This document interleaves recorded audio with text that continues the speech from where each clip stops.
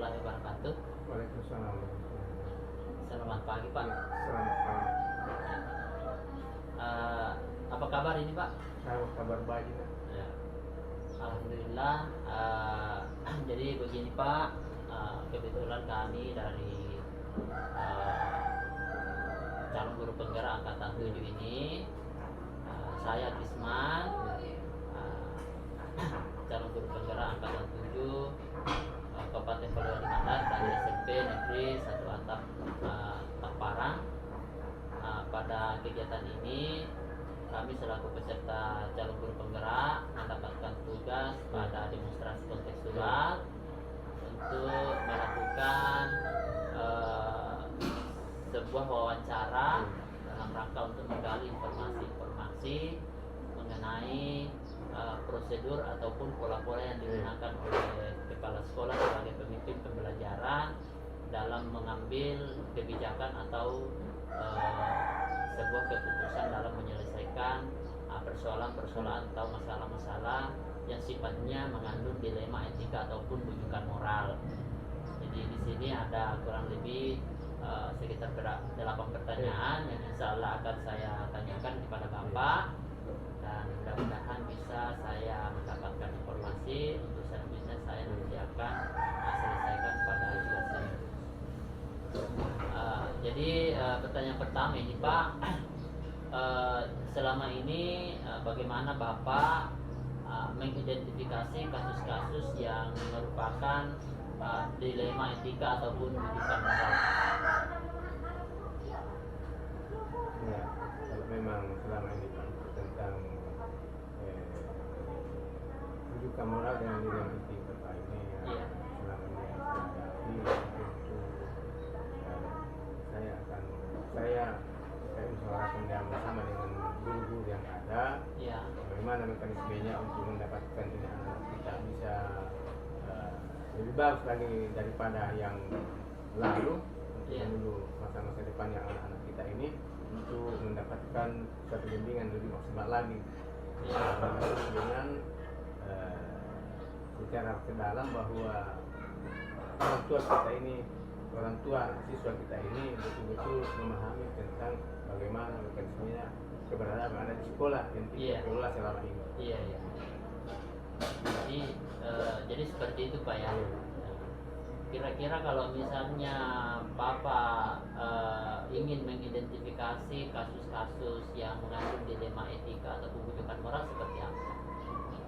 Ya, seumpamanya kalau mau memberikan salah satu rujukan moral dengan peristiwa itu, karena ya Iya. tentu kita ini sebagai guru Iya. atau kepala sekolah yang Iya. selaku tanggung jawab bahwa kebersamaan dengan kepala sekolah, dengan guru, dengan masyarakat, bahwa bagaimana anak kita ini nanti kalau memang kehadirannya kurang, Iya. kemudian bagaimana dampaknya adik-adiknya kalau memang kita akan memberikan fasilitasi bahwa seumpama nilainya, mekanismenya bagaimana kita kurang, karena juga nilainya kurang dikasih nilai, tapi bagaimana mekanisme adik-adik yang ada di belakang ini sampai ada pengaruhnya. Oh iya, iya. Jadi seperti itu Pak ya. Jadi selama ini bagaimana Bapak menjalankan pengambilan keputusan di sekolah itu, terutama untuk kasus-kasus di mana dua kepentingan yang sama-sama memiliki nilai benar atau sama-sama mengandung nilai kebajikan Pak. Misalnya ada dua kasus yang sama-sama mengandung kepentingan benar dan sama-sama memiliki nilai kebajikan. Ya, terima kasih Pak. Ya, tentang penilaian kebajikan dan menyangkut unsur nilai kebenaran, bahwa Iya. saya tidak mengambil kesimpulan sebagai penanggung jawab kalau tidak disepakati dengan bersama unsur guru dengan masyarakat. Iya. Jadi harus dikomunikasikan, kemudian ya barangkali dalam bentuk pertemuan Iya, atau rapat iya, Pak ya, iya. dibicarakan secara bersama ya Pak ya. Iya. Oke. Kira-kira langkah-langkah atau prosedur seperti apa yang biasa Bapak lakukan untuk menyelesaikan kasus-kasus selain dari rapat. Ya, artinya biasa juga saya ngambil langkah beberapa pemahaman-pemahaman ini, nah, Pak, Bu, Iya. yang sudah kita terapkan di Alhamdulillah. Barangkali kalau memang ada baiknya, kalau memang ada perubahan sedikit bahwa ilmu etika dan dampak kebajikannya ini, Iya. tentu kita berpikir bersama bahwa kita ini sebagai penanggung jawab dengan kerjasama kepala sekolah dengan guru, Iya. memberikan suatu penilaian bahwa ini yang akan hasilnya nanti bagus atau bagaimana, tergantung dari kita, diberikan pemahaman bahwa memang bagus, ya, diberikan saya penilaian bagus. Oh begitu Pak ya. Jadi selain tadi dalam bentuk pertemuan atau rapat, ada komunikasi yang lain lagi, misalnya memberikan pemahaman kepada teman-teman yang lain untuk menyelesaikan kasus-kasus yang mengandung kejahatan etika. Nah, menurut Bapak seberapa efektif menggunakan prosedur seperti itu Pak? Apakah itu akan efektif atau bagaimana? Ya, yang jelas harus. Ya, jadi efektif Pak ya? Iya. Oke Pak. Seterusnya nih Pak, Ya. dalam mengambil atau menentukan kebijakan yang mengandung unsur dilema etika ataupun bujukan moral, Iya. kira-kira tantangan apa yang kadang Bapak alami untuk menentukan kebijakan itu? Tantangan atau hambatan yang kadang Bapak temui? Ya, persoalannya dilema etika dan hambatan-hambatannya ini, nah, Iya. biasanya itu kalau seperti kita sebagai seorang guru dan anak ini, biasanya juga guru kehadirannya agak kurang dan juga anak-anak ikut berpengaruh juga. Wah, datang anak-anak tapi tidak ada guru, Iya. ya barangkali anak-anak juga bilang, kita kami pulang karena ada guru. Iya. Jadi kesimpulannya saya sebagai penanggung jawab biasanya bahwa ya harus Pak ini ya, bahwa jangan ada waktu luang kosong kita begini, artinya kita boleh ini Ya, bagaimana kita Iya. terus memberikan pelayanan pendidikan Pak ya? supaya tidak ada waktu kosong. Iya.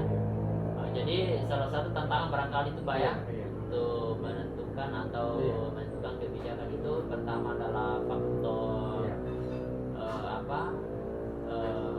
lingkungan sekolah ya. Iya. Oke. Berikutnya Pak ini, apakah Bapak memiliki sebuah tata kelola atau jadwal ya ketika Bapak ingin menyelesaikan kasus dilema etika? Apakah Bapak biasa langsung memberikan keputusan kebijakan terhadap kasus yang ditemukan, atau barangkali membuat pertemuan kemudian dijadwalkan? Ya kan, kalau memang ada kasus seperti yang agak berat, nah ini biasanya itu, nah, kalau saya ini sebagai penanggung jawab, kita akan jadwalkan untuk bermusyawarah dengan kepala sekolah dan guru, kemudian dilibatkan komite, karena itu Iya, komite iya. adalah pihak untuk masyarakat yang masuk juga di sekolah. Ya, jadi kuncinya di sini Iya. Pak, komunikasi, Iya. kolaborasi, Iya. kemudian melibatkan semua Iya. komponen Iya. sekolah dalam menentukan kebijakan mana yang Iya. terbaik Iya. untuk sekolah kita Iya. ke depan Pak ya. Iya. Oke. Kira-kira apakah ada faktor yang bisa membantu atau seseorang yang bisa membantu Bapak dalam menyelesaikan atau menentukan kebijakan terhadap kasus atau permasalahan-permasalahan yang mengandung dilema etika atau bujukan moral Pak? Ya kan biasanya, nah, sebagai saya selalu kepala sekolah, Iya. kalau memang ada yang saya mau selesaikan yang barangkali saya agak-agak saya bisa selesaikan dengan sendirian, jadi Iya. saya panggil, kalau memang ada guru yang saya bisa panggil, Iya. saya mewakili dengan guru kelas, Ya. kemudian saya panggil komite untuk menyelesaikan, karena ini merupakan salah satu faktor permasalahan yang tidak bisa diselesaikan tanpa dengan ada komite dengan guru yang ada dengan kepala sekolah. Iya. Jadi begitu Pak ya, artinya dalam Iya. mengambil kebijakan, Iya. menentukan sebuah keputusan, ya guru, Iya. orang tua, ya orang tua murid dalam hal ini, kemudian komite sekolah, itu adalah orang-orang yang bisa memberikan bantuan dan masukan untuk mengambil sebuah keputusan yang mengandung unsur dilema etika ataupun kedudukan moral. Oke, pertanyaan terakhir ini Pak. Dari percakapan kita pada hari ini, berdasarkan apa yang Bapak sudah sampaikan, kira-kira pelajaran apa yang Bapak bisa ambil dari percakapan kita ini? Kemudian pengalaman apa yang bisa Bapak ambil ketika menyelesaikan kasus yang mengandung unsur dilema etika ataupun kedudukan moral, Pak? Ya, persoalan pelajaran yang bisa saya simak ini sesuai dengan pertanyaan wawancara sekarang ini, karena menjawab ini adalah bahwa proses-proses yang kita lakukan selama ini memang lebih bagus karena kita sudah dilibatkan masuk di dalam guru penggerak.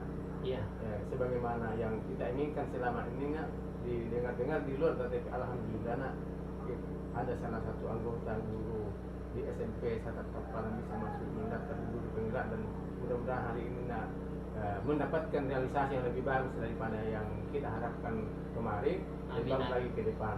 Jadi kemudian itu masuk di sesi namanya tadi itu masuk di pengalaman apa yang biasa Bapak alami ketika di pengalaman ini ya tentu pengalaman saya kemarin ya tentu serba ketinggalan, tapi setelah adanya ini saya realisasi dibukanya guru penggerak masuk itu, karena ya alhamdulillah saya sudah punya semangat untuk menghadapi daripada proses pembelajaran ke depan ini. Oh ya, jadi sangat luar biasa Pak. Jadi sekarang ini kita bisa simpulkan bahwa dalam mengambil sebuah keputusan atau kebijakan, itu memang tidak boleh serta-merta harus diputuskan secara sendiri Pak ya. Harus melibatkan beberapa komponen sekolah, ya orang-orang yang kemungkinan bisa membantu kita, serta keputusan itu harus memiliki nilai-nilai kebajikan, berpihak kepada murid, dan tentu dapat dipertanggungjawabkan Pak ya. Jadi terima kasih banyak sekali nih Pak atas waktunya. Mudah-mudahan apa yang kita lakukan pada pagi hari ini bisa memberikan memberikan manfaat bagi dunia pendidikan, utamanya yang ada di sekolah kita. Terima kasih banyak sekali tentang adanya terbukanya ini guru penggerak masuk itu, karena untuk meminta salam bersama dengan pengurus-pengurus di provinsi, kabupaten, dan lebih pusat. Nah ini untuk dibukanya ini jalur guru penggerak yang masuk di Tutan, utamanya khusus staf Parang ini. Amin. Kira-kira ke depan ini. Terima kasih banyak Pak. Sama-sama. Assalamualaikum warahmatullahi wabarakatuh. Waalaikumsalam.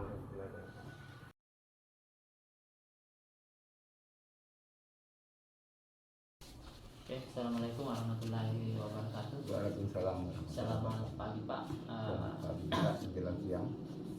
Perkenalkan Pak, saya Isman, calon guru penggerak angkatan 7 Kabupaten Polewali Mandar, dari sekolah SMP Negeri 1 Atap Teparang. Jadi mohon maaf ini Pak mengganggu waktunya. Pada kesempatan kali ini di kegiatan program pendidikan guru penggerak ini, kami selaku peserta calon guru penggerak mendapatkan tugas untuk melakukan wawancara pada 2 atau 3 kepala sekolah, termasuk kepala sekolah saya sendiri, dalam tugas demonstrasi kontekstual di modul 3.1 tentang pengambilan keputusan berbasis nilai-nilai kebajikan sebagai pemimpin pembelajaran. Jadi ini ada beberapa pertanyaan yang nanti akan saya tanyakan Pak. Itu. Barangkali Bapak bisa perkenalkan nama. Jadi nama saya Hamsir, lengkapnya Hamsir Esos, Kepala SD Negeri 038 Kansuang yang beralamatkan di Desa Puya, Kecamatan Bulog. Ya, oke, terima kasih Pak. Jadi di sini saya selaku peserta calon guru penggerak ini Pak ingin menggali sebuah informasi mengenai kebiasaan-kebiasaan Bapak dalam mengambil sebuah keputusan tentang permasalahan-permasalahan yang dihadapi di sekolah. Jadi selama ini Pak, bagaimana Bapak dapat mengidentifikasi kasus-kasus yang merupakan dilema etika atau wujukan moral yang biasa kita jumpai di sekolah Pak? Ya. Pertama, kasus yang ada itu kita lihat dan pelajari, Ya, kita lebih banyak memahami, ya. lalu membuat suatu kesimpulan. Oh iya. Seperti itu. Ya, jadi seperti itu Pak ya. Jadi awalnya kita pelajari, dianalisa dulu ya. Dianalisa. Iya, sebelum menentukan suatu keputusan. Ya. Oke. Jadi selama ini Pak, bagaimana Bapak menjalankan pengambilan keputusan di sekolah, terutama untuk kasus-kasus di mana ada dua kepentingan yang sama-sama benar atau sama-sama mengandung nilai-nilai kebajikan Pak? Ya. Jadi seperti tadi yang saya katakan di pertanyaan pertama, bahwa jika ada merupakan kasus Ya. atau kepemilikan yang sama-sama kuat, Iya. maka kita banyak mempelajari tentang kedua hal tersebut, kedua kepemilikan tersebut. Ya. Di sini juga kita tidak akan terbebas dari aturan dan kebijakan. Namun dalam hal ini kita juga melihat dari suatu karakter kepemilikan tersebut. Iya, iya, iya. Jadi di situ kita banyak pelajari, kita banyak memahami, lalu kita bisa mengambil kesimpulan bahwa si A atau si A B inilah kita bisa Namun dalam hal satu yang tidak terlalu respon, tapi kita juga akan memberikan suatu pemahaman terhadap dia agar dia lebih mengerti. Oh iya, iya. Jadi begitu Pak ya. Jadi salah satu hal yang bisa dilakukan memberikan penjelasan Iya. terlebih dahulu.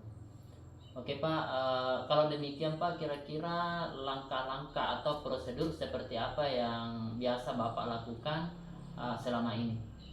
Prosedur untuk Mengambil satu kebijakan terhadap dua permasalahan yang memiliki kepentingan yang sama. kita tadi ini membawa kasus ke dalam suatu forum. Iya. Nah, di dalam forum itu kita meminta atau mengumpul teman-teman untuk mengkomunikasikan, Ya. mendiskusikan tentang hal-hal itu. Nah, sebagaimana tadi yang saya jelaskan di pertanyaan kedua, bahwa ya kesimpulan seperti itu agar kita bisa lebih mengambil keputusan yang tidak keliru. Iya, iya. Begitu. Jadi itu prosedur-prosedur yang selama ini Bapak melakukan komunikasi dengan beberapa pihak ya, Ya. yang terlibat dalam masalah-masalah yang dihadapi. Jadi selama ini Pak, kira-kira yang paling dianggap efektif itu seperti apa Pak? Dalam pengambilan keputusan, utamanya pada kasus-kasus dilema etika.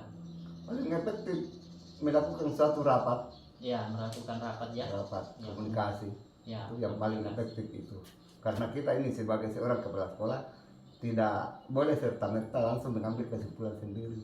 Iya, Jadi iya. efektifnya kita limpahkan kepada teman-teman untuk bisa kita ambil kesimpulan ini. Iya. Seperti di situ. Ya, jadi intinya yang paling efektif menurut Bapak adalah kita komunikasikan dengan baik dalam bentuk rapat atau pertemuan dengan pihak-pihak yang akan terlibat dalam kasus itu Pak ya. Ya. Oke. Kira-kira apa yang menjadi tantangan Pak dalam mengambil sebuah keputusan, utamanya kasus-kasus yang mengandung dilema etika ini Pak? Ya. Tantangan yang paling berarti barangkali yang biasa Bapak temukan.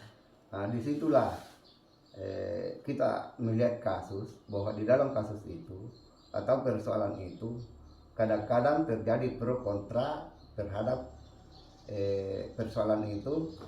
Jadi di dalam hal tentang hal ini ada yang berpendapat seperti ini, ada berpendapat ini. Jadi terjadi pro dan kontra.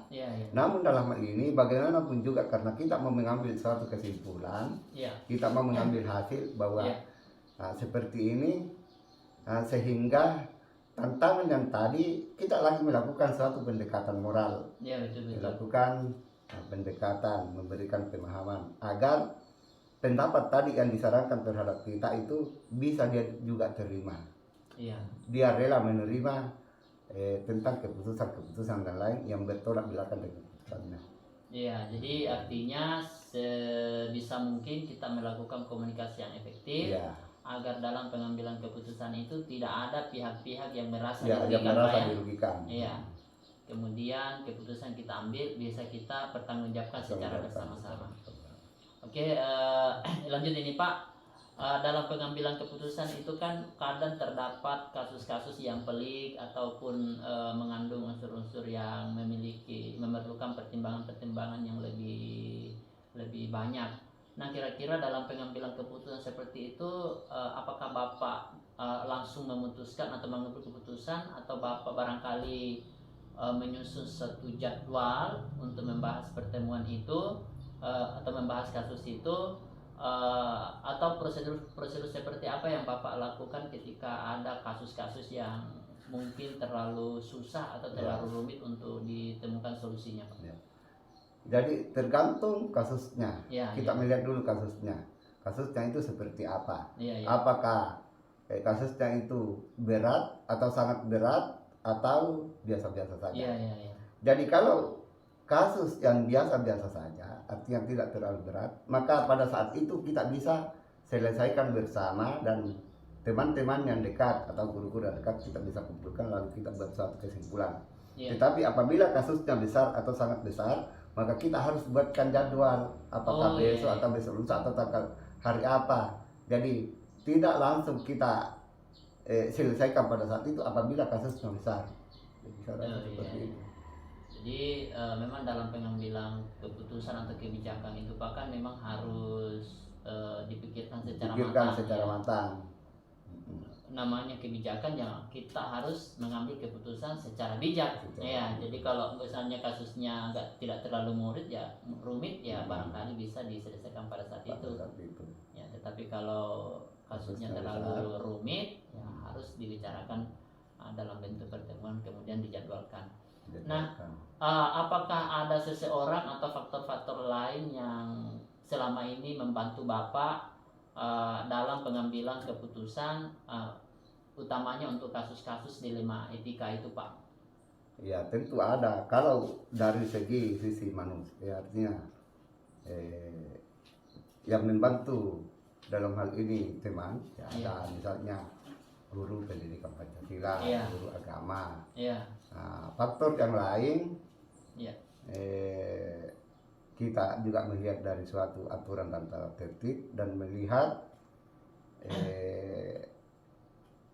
bijakan-bijakan yang lebih baik kalau kita mengambil suatu kesimpulan pada saat itu. Jadi sedianya dalam pengambilan keputusan itu tetap berkoordinasi dan memerlukan bantuan ataupun masukan dari teman-teman Pak ya. Oke, terakhir ini Pak, dari semua apa yang sudah Bapak sampaikan ini, kira-kira barangkali Bapak bisa gambarkan sedikit pelajaran apa yang Bapak bisa dapatkan atau temukan melalui kegiatan ini, utamanya dalam mengambil keputusan atau kebijakan yang terkait dengan kasus-kasus dilema etika, Pak. Ya, dalam hal ini kita membuat suatu buat kesimpulan atau kesimpulan. Kira-kira pelajaran apa yang bisa Bapak ambil? Ya, ini suatu pelajaran yang sangat berharga. Nah, itu kita jadikan pelajaran, jadikan acuan untuk ke masa yang akan datang. Ini sangat bermanfaat juga. Nah, pelajaran ini agar bisa menjadi acuan-acuan untuk pembelajaran selanjutnya. Nah, jadi Nah, tentang hal ini juga ini adanya Bapak mewawancarai saya juga ini adalah suatu merupakan masukan dan pembelajaran karena Bapak juga di samping tadi saya memberikan suatu tanggapan pertanyaannya, Bapak juga kadang-kadang memberikan lebih jelas lagi untuk ini. Iya. Jadi sangat baik tentang hal ini. Kata-kata seperti itu. Oh ya, terima kasih banyak Pak atas penjelasannya. Jadi barangkali kita bisa mengambil kesimpulan bahwa dalam satu institusi sekolah itu Pak, ya memang kita sering bahkan hampir setiap hari mendapatkan Ya.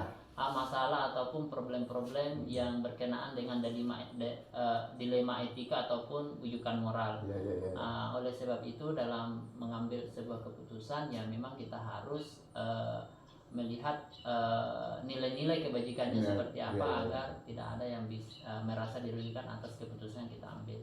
Meskipun barangkali apapun keputusan yang kita buat selalu ada konsekuensi atau Ya. risiko yang mengikuti. Seperti itu Pak ya. Ya, ya. Oke, terima kasih banyak Pak atas waktunya. Mudah-mudahan pertemuan kita pada kesempatan ini bermanfaat dan juga bisa memberikan kontribusi yang baik bagi dunia pendidikan di wilayah kita. Terima kasih Terima Pak kasih atas banyak. waktunya. Assalamualaikum warahmatullahi wabarakatuh. Waalaikumsalam warahmatullahi wabarakatuh.